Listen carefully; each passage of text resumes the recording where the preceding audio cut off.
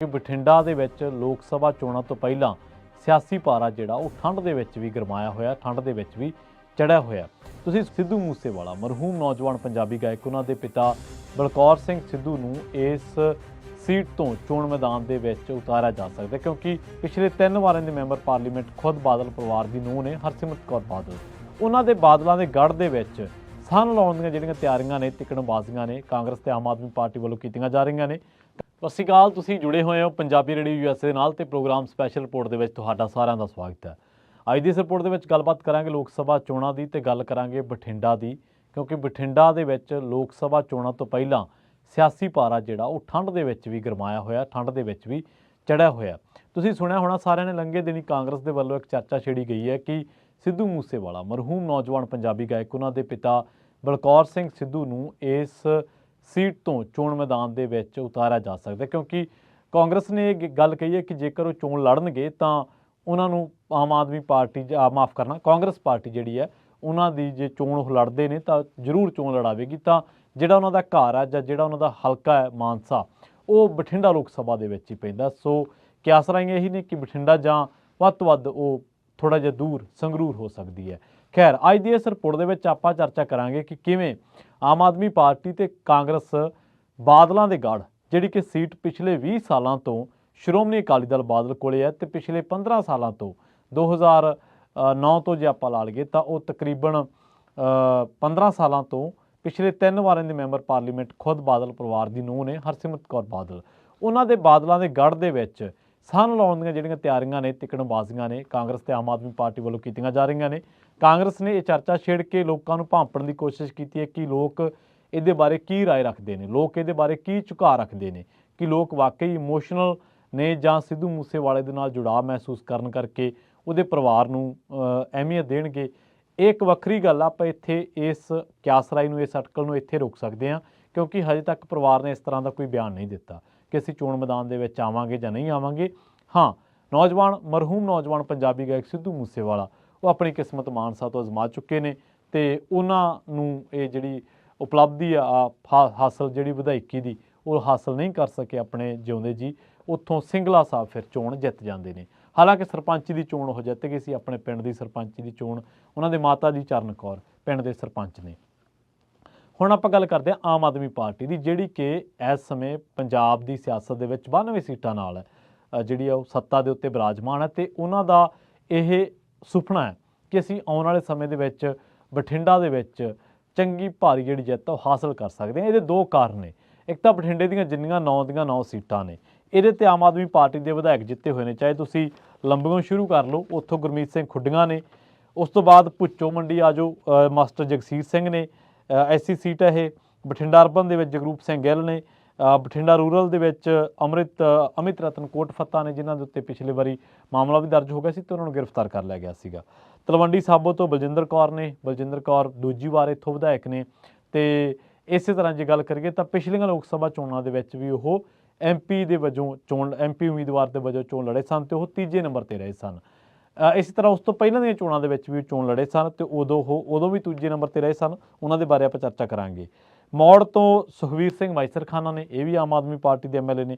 ਮਾਨਸਾ ਤੋਂ ਵਿਜੇ ਸਿੰਗਲਾ ਨੇ, ਇਹ ਉਹ ਨੇ ਜਿਨ੍ਹਾਂ ਨੇ ਸਿੱਧੂ ਮੂਸੇਵਾਲਾ ਨੂੰ ਹਰਾਇਆ ਸੀਗਾ ਤੇ ਇਹ ਉਹ ਨੇ ਜਿਨ੍ਹਾਂ ਦੇ ਕਮਿਸ਼ਨ ਦੇ ਚਰਚੇ ਸੀਗੇ ਤੇ ਖੁਦ ਮੁੱਖ ਮੰਤਰੀ ਸਾਹਿਬ ਨੇ ਇਹਨਾਂ ਨੂੰ ਘਰੇ ਭੇਜਤਾ ਸੀਗਾ। ਬਾਅਦ ਦੇ ਵਿੱਚ ਅੱਜ ਕੱਲ੍ਹ ਉਹ ਵਿਚਰ ਵੀ ਰਹੇ ਨੇ, ਸਾਰਾ ਕੁਛ ਕਰ ਰਹੇ ਨੇ।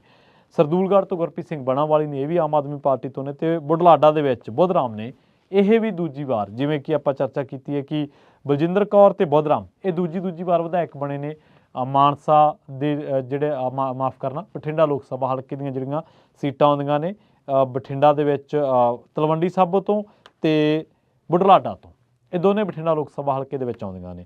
ਹਾਲਾਂਕਿ ਤਲਵੰਡੀ ਸਾਬੋ ਬਠਿੰਡਾ ਜ਼ਿਲ੍ਹੇ ਦੀ ਹੈ ਤੇ ਬੁਢਲਾਡਾ ਮਾਨਸਾ ਜ਼ਿਲ੍ਹੇ ਦੇ ਵਿੱਚ ਆਉਂਦੀ ਹੈ। ਤੇ ਇੱਥੋਂ ਖੁੱਡੀਆਂ ਸਾਹਿਬ ਜਿਹੜੇ ਨੇ ਉਹ ਇੱਕ ਵਾਰੀ ਫਿਰ ਵਜ਼ਾਰਤ ਦੇ ਵਿੱਚ ਨੇ। ਲੰਬੀ ਤੋਂ ਜਿਹੜੀ ਕਿ ਸ੍ਰੀ ਮੁਕਤਸਰ ਸਾਹਿਬ ਜ਼ਿਲ੍ਹੇ ਦੇ ਵਿੱਚ ਆਉਂਦਾ, ਪਰ ਇਹ ਹਲਕਾ ਬਠਿੰਡਾ ਲੋਕ ਸਭਾ ਦੇ ਵਿੱਚ ਪੈਂਦਾ। ਹੁਣ ਅਸਲ ਦੇ ਵਿੱਚ ਆਮ ਆਦਮੀ ਪਾਰਟੀ ਦੇ ਜਿਹੜੇ ਕੌਮੀ ਕਨਵੀਨਰ ਆ ਅਰਵਿੰਦ ਕੇਜਰੀਵਾਲ, ਉਹਨਾਂ ਨੇ 17 ਦਸੰਬਰ ਨੂੰ ਮੌੜ ਮੰਡੀ ਦੇ ਵਿੱਚ ਇੱਕ ਰੈਲੀ ਰੱਖੀ ਹੈ ਤੇ ਉਹ ਬਾਦਲਾਂ ਦੇ ਕਿਲੇ ਦੇ ਵਿੱਚ ਸੰਨ ਲਾਉਣ ਦੀ ਜਿਹੜੀ ਤਿਆਰੀ ਆ ਉਹ ਕਰ ਰਹੇ ਨੇ। ਪਹਿਲਾਂ ਇਹਦੀ ਰੈਲੀ ਦੀ ਜਿਹੜੀ ਚੋਣ ਸੀਗੀ ਉਹ ਗੋਨਿਆਣਾ ਮੰਡੀ ਦੇ ਵਿੱਚ, ਗੋਨਿਆਣਾ ਰੋਡ ਤੇ ਜਿਹੜੀ ਪਲਸ ਕੰਪਨੀ ਦੀ ਕਲੋਨੀ ਹੈ, ਪਲਸ ਕੰਪਨੀ ਦੀ, ਉਹਦੀ ਚੋਣ ਕੀਤੀ ਗਈ ਸੀ। ਪਰ ਉਸ ਤੋਂ ਬਾਅਦ ਭੁੱਚੋ ਮੰਡੀ ਤੇ ਹੁਣ ਮੌੜ ਮੰਡੀ ਤੇ ਜਿਹੜੀ ਮੋਹਰ ਲਾ ਦਿੱਤੀ ਗਈ ਹੈ। ਅਕਾਲੀ ਦਲ ਦੇ ਲਈ ਥੋੜ੍ਹੀ ਜਿਹੀ ਇਸ ਕਰਕੇ ਇੱਥੇ ਆਪਾਂ ਚਰਚਾ ਕਰ ਰਹੇ ਹਾਂ ਕਿਉਂਕਿ ਅਕਾਲੀ ਦਲ ਦੇ 3 ਜਿਹੜੇ ਉਮੀਦਵਾਰ ਨੇ, 3 ਜਿਹੜੇ ਵੱਡੇ ਲੀਡਰ ਨੇ। ਮੌੜ ਤੋਂ ਚੋਣ ਲੜੀ ਸੀ ਜਗਮੀਤ ਸਿੰਘ ਬਰਾੜ ਨੇ, ਤਲਵੰਡੀ ਸਾਬੋ ਤੋਂ ਚੋਣ ਪਿੰਡ ਦੇ ਵਿੱਚ ਨਿੱਤਰੇ ਸੀ ਜੀਤਮਿੰਦਰ ਸਿੰਘ ਸਿੱਧੂ, ਬਠਿੰਡਾ ਸ਼ਹਿਰੀ ਤੋਂ ਚੋਣ ਲੜ ਚੁੱਕੇ ਸਰੂਪ ਚੰਦ ਸਿੰਗਲਾ। ਇਹ ਹੁਣ ਤਿੰਨੇ ਅਕਾਲੀ ਦਲ ਦੇ ਵਿੱਚ ਹੈ ਨਹੀਂਗੇ, ਮਤਲਬ ਜਗਮੀਤ ਬਰਾੜ ਵੀ ਹੈ ਨਹੀਂਗੇ ਤੇ ਜੀਤਮਿੰਦਰ ਸਿੱਧੂ ਇਹ ਕਾਂਗਰਸ ਦੇ ਵਿੱਚ ਆ ਚੁੱਕੇ ਨੇ ਤੇ ਸਰੂਪ ਚੰਦ ਸਿੰਗਲਾ ਹੁਣ ਬੀਜੇਪੀ ਦੇ ਵਿੱਚ ਨੇ। ਸਰੂਪ ਚੰਦ ਸਿੰਗਲਾ ਉਹੀ ਨੇ ਜਿਨ੍ਹਾਂ ਨੇ ਸ਼ਿਕਾਇਤ ਕਰਕੇ ਮਨਪ੍ਰੀਤ ਸਿੰਘ ਬਾਦਲ ਨੂੰ ਵਾਹਣੀ ਪਾਇਆ ਹੋਇਆ, ਜਾਂ ਉਹਨਾਂ ਨੂੰ ਕਹਿ ਦਈਏ ਕਿ ਵਿਜੀਲੈਂਸ ਦੀਆਂ ਜੋ ਅੱਜ ਕੱਲ੍ਹ ਤਰੀਕਾਂ ਪੈ ਰਹੀਆਂ ਨੇ ਮਨਪ੍ਰੀਤ ਬਾਦਲ ਦੀਆਂ, ਤਾਂ ਉਹ ਸਰੂਪ ਚੰਦ ਸਿੰਗਲਾ ਦੀ ਸ਼ਿਕਾਇਤ ਕਰਕੇ ਹੈ। ਹੁਣ ਦੂਜੀ ਗੱਲ ਇਹ ਹੈ ਕਿ ਜਿਹੜੇ ਗੁਰਮੀਤ ਸਿੰਘ ਖੁੱਡੀਆਂ ਨੇ ਅੱਜ ਕੱਲ੍ਹ ਖੇਤੀਬਾੜੀ ਮੰਤਰੀ ਨੇ, ਉਹਨਾਂ ਨੇ ਪ੍ਰਕਾਸ਼ ਸਿੰਘ ਬਾਦਲ ਜਿਹੜੇ ਕਿ ਇਸ ਸਮੇਂ ਦੁਨੀਆ ਦੇ ਵਿੱਚ ਨਹੀਂ ਰਹੇ, ਉਹਨਾਂ ਨੂੰ ਹਰਾਇਆ ਸੀਗਾ ਤੇ ਲੋਕ ਸਭਾ ਹਲਕੇ ਤੋਂ ਤਕਰੀਬਨ ਅੱਧੀ ਦਰਜਨ ਜਿਹੜੇ ਆਪ ਆਗੂ ਹੈ ਉਹਨਾਂ ਦੀ ਵੀ ਰੈਲੀ ਦੇ ਵਿੱਚ ਇਕੱਠ ਕਰਨ ਦੀ ਡਿਊਟੀ ਦਿਲਾਈ ਗਈ ਹੈ, ਜਿਹੜੇ ਕਿ ਟਿਕਟ ਦੇ ਦਾਅਵੇਦਾਰ ਨੇ। ਹਰ ਹਲਕੇ ਦੇ ਵਿੱਚ ਘੱਟੋ ਘੱਟ ਉਹਨਾਂ ਨੂੰ ਕਿਹਾ ਗਿਆ ਕਿ 7000 ਬੰਦਾ ਤੁਸੀਂ ਇਕੱਠਾ ਕਰੋ। ਲੋਕ ਸਭਾ ਹਲਕੇ ਦੇ ਵਿੱਚ 2014 ਦੀਆਂ ਲੋਕ ਸਭਾ ਚੋਣਾਂ ਸਮੇਂ ਬਠਿੰਡਾ ਤੋਂ ਗਾਇਕ ਜੱਸੀ ਜਸਰਾਜ ਆਪ ਦੇ ਉਮੀਦਵਾਰ ਸਨ ਤੇ ਉਹਨਾਂ ਨੂੰ 87000 ਵੋਟਾਂ ਪਈਆਂ ਸਨ। ਇਸੇ ਤਰ੍ਹਾਂ ਜਿਨ੍ਹਾਂ ਦੀ ਮੈਂ ਚਰਚਾ ਕਰਕੇ ਹਟਿਆ ਪ੍ਰੋਫੈਸਰ ਬਲਜਿੰਦਰ ਕੌਰ, ਇਹ 2019 ਦੀਆਂ ਚੋਣਾਂ ਸਮੇਂ ਤੀਜੇ ਨੰਬਰ ਤੇ ਰਹੇ ਸਨ 1,34,398 ਵੋਟਾਂ ਲੈ ਕੇ। ਹੁਣ ਇੱਕ ਪਾਸੇ ਆਪਾਂ ਖਬਰਾਂ ਵੇਣੇ ਆ, ਜਦੋਂ ਤੋਂ ਸ਼ੁਰੂ ਕੀਤੀ ਸੀ ਆਪਾਂ ਸਿੱਧੂ ਮੂਸੇਵਾਲਾ ਦੇ ਪਿਤਾ ਜੀ ਤੋਂ ਸ਼ੁਰੂ ਕੀਤਾ ਸੀ ਬਲਕੌਰ ਸਿੰਘ ਸਿੱਧੂ ਤੋਂ, ਤੇ ਇੱਕ ਪਾਸੇ ਆਪਾਂ ਖਬਰਾਂ ਵੇਣੇ ਕਿ ਕਾਂਗਰਸ ਨੂੰ ਇਸ਼ਾਰਾ ਹੋ ਗਿਆ, ਸੰਕੇਤ ਮਿਲ ਗਿਆ ਕਿ ਉਹ 13 ਦੀਆਂ 13 ਸੀਟਾਂ ਦੇ ਚੋਣ ਲੜਨਗੇ। ਹਲੇ ਤੈਅ ਨਹੀਂ ਹੋਇਆ ਕਿ ਇਹਨਾਂ ਦਾ ਗੱਠਜੋੜ ਹੋਏਗਾ ਕਿ ਨਹੀਂ ਹੋਏਗਾ। ਇਸੇ ਤਰ੍ਹਾਂ ਅਕਾਲੀ ਦਲ ਤੇ ਭਾਜਪਾ, ਹਲੇ ਇਹਨਾਂ ਦਾ ਵੀ ਤੈਅ ਨਹੀਂ ਹੈ ਕਿ ਇਹਨਾਂ ਦਾ ਗੱਠਜੋੜ ਹੋਊਗਾ ਜਾਂ ਨਹੀਂ ਹੋਊਗਾ, ਇਕੱਠੇ ਚੋਣ ਲੜਨਗੇ ਕਿ ਅੱਡੋ ਅੱਡ। ਪਰ ਪਿਛਲੀ ਵਾਰੀ ਅਮਰਿੰਦਰ ਸਿੰਘ ਰਾਜਾ ਵੜਿੰਗ ਦੂਜੇ ਨੰਬਰ ਤੇ ਰਹੇ ਸਨ, ਉਸ ਤੋਂ ਪਿਛਲੀ ਵਾਰੀ ਮਨਪ੍ਰੀਤ ਬਾਦਲ ਦੂਜੇ ਨੰਬਰ ਤੇ ਰਹੇ ਸਨ। ਇਸ ਕਰਕੇ ਕਾਂਗਰਸ ਨੂੰ ਕਿਤੇ ਨਾ ਕਿਤੇ ਇਸ ਗੱਲ ਦੀ ਕਹਿ ਸਕਦੇ ਹਾਂ ਕਿ ਉਮੀਦ ਹੈ ਕਿ ਸ਼ਾਇਦ ਇਹ ਸੀਟ ਸਾਡੇ ਕੋਲੇ ਆ ਸਕਦੀ ਹੈ, ਸ਼ਾਇਦ ਅਸੀਂ ਬਾਦਲਾਂ ਦੇ ਇਸ ਗੜ੍ਹ ਦੇ ਵਿੱਚ ਸੰਨ ਲਾ ਸਕਦੇ ਹਾਂ ਤੇ ਜੇਕਰ ਇਹ ਸੰਨ ਲੱਗੀ ਤਾਂ 20 ਸਾਲਾਂ ਬਾਅਦ ਕੋਈ ਕਾਂਗਰਸੀ ਉਮੀਦਵਾਰ ਇੱਥੋਂ ਜਿੱਤੂਗਾ। ਦੂਜੇ ਪਾਸੇ ਅਕਾਲੀ ਭਾਜਪਾ ਦੀ ਗੱਲ ਹੈ, ਜੇਕਰ ਭਾਜਪਾ ਦੀ ਗੱਲ ਕਰੀਏ, ਜੇਕਰ ਗੱਠਜੋੜ ਨਾ ਹੋਇਆ ਤਾਂ ਹੋ ਸਕਦਾ ਮਨਪ੍ਰੀਤ ਬਾਦਲ ਉੱਥੋਂ ਉਮੀਦਵਾਰ ਹੋ ਜਾਣ ਕਿਉਂਕਿ ਉਹ ਇਸ ਵੇਲੇ ਭਾਜਪਾ ਦੇ ਵਿੱਚ ਨੇ। ਤਾਂ ਆਮ ਨੂੰ ਜੋ ਪਿਛਲੇ ਸਮੇਂ ਦੇ ਵਿੱਚ ਮਾਲਵੇ ਦੇ ਵਿੱਚੋਂ ਸਮਰਥਨ ਮਿਲਿਆ, ਉਹਨੂੰ ਲੱਗਦਾ ਕਿ ਸ਼ਾਇਦ ਲੋਕ ਸਭਾ ਚੋਣਾਂ ਦੇ ਵਿੱਚ ਅਸੀਂ ਜਿੱਤ ਜਾਵਾਂਗੇ, ਕਿਉਂਕਿ ਜਦੋਂ ਉਹਨਾਂ ਦਾ ਉਮੀਦਵਾਰ ਤੀਜੇ ਨੰਬਰ ਤੇ ਰਿਹਾ ਸੀ 99000 ਵੋਟਾਂ ਸੀ, ਉਦੋਂ ਇੱਥੋਂ ਕੋਈ ਐਮਐਲਏ ਨਹੀਂ ਸੀਗਾ। 2014 ਦੀ ਮੈਂ ਗੱਲ ਕਰ ਰਿਹਾ, 2017 ਦੇ ਵਿੱਚ ਆਮ ਆਦਮੀ ਪਾਰਟੀ ਆਪੋਜੀਸ਼ਨ ਦੇ ਵਿੱਚ ਆਉਂਦੀ ਹੈ। 2017 ਦੇ ਵਿੱਚ ਜਦੋਂ 19 ਦੀਆਂ ਚੋਣਾਂ ਲੜਦੇ ਨੇ, ਪ੍ਰੋਫੈਸਰ ਬਲਜਿੰਦਰ ਕੌਰ ਲੜਦੇ ਨੇ, ਤਾਂ ਉਹਨਾਂ ਨੂੰ 1,34,000 ਵੋਟ ਮਿਲ ਜਾਂਦੀ ਹੈ। ਆਮ ਨੂੰ ਲੱਗਦਾ ਕਿ ਅਸੀਂ ਹੌਲੀ ਹੌਲੀ ਸਾਡਾ ਵੋਟ ਬੈਂਕ ਵਧਿਆ, ਤੇ ਜਦੋਂ ਇੱਥੋਂ ਵਿਧਾਨ ਸਭਾ ਚੋਣਾਂ ਹੁੰਦੀਆਂ ਨੇ 2022 ਦੀਆਂ, ਤਾਂ ਆਮ ਆਦਮੀ ਪਾਰਟੀ ਬਠਿੰਡਾ ਲੋਕ ਸਭਾ ਹਲਕੇ ਦੀਆਂ 9 ਦੀਆਂ 9 ਸੀਟਾਂ 'ਤੇ ਜਿੱਤ ਹਾਸਲ ਕਰ ਲੈਂਦੀ ਹੈ। ਸੋ ਉਹਨੂੰ ਲੱਗਦਾ ਕਿ ਸ਼ਾਇਦ ਰੁੱਖ ਹਵਾ ਦਾ ਸਾਡੇ ਕੰਨੀ ਆ ਸਕਦਾ।